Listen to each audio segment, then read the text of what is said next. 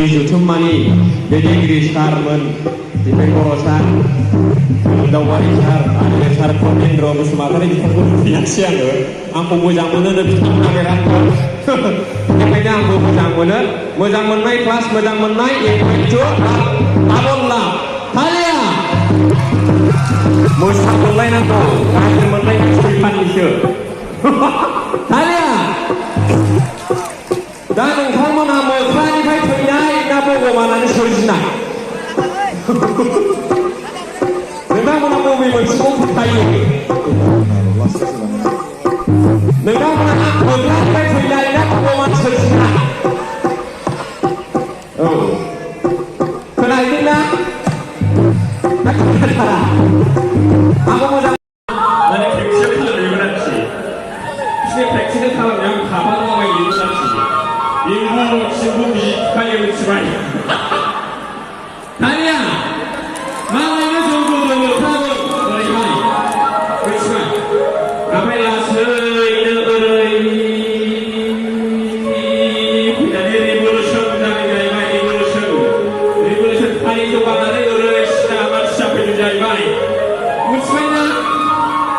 어려이 못하면 무슨말로 하는데 이러면 아벨라스의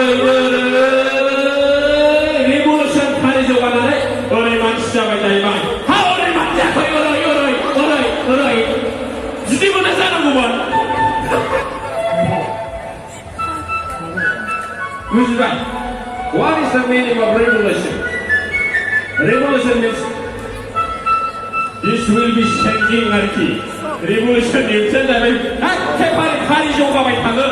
어레 시에는 못하다고 봐요. 어레 시다다고 왜냐면 못해요. बेखौ revolutionआथ' थाबावनाय गैयाना ओरै जानांगौना ओरैबो मानसि आखि आरे खबराव लांजाया बहा थाबोखो एक इंचिनि बारा मोख्रानि लांजाया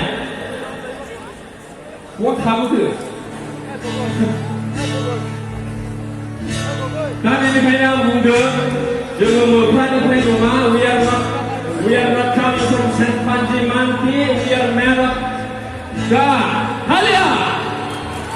जों इसोरजों बानायजानाय we are created by our living God भगबानजों जोङो बानायजानाय हालिया जुदि जों मोख्रानिफ्रायनो फैमारनाय मोनब्ला बे हाग्रानि मोख्राफ्रा दाबो मानो मानसि जायाखै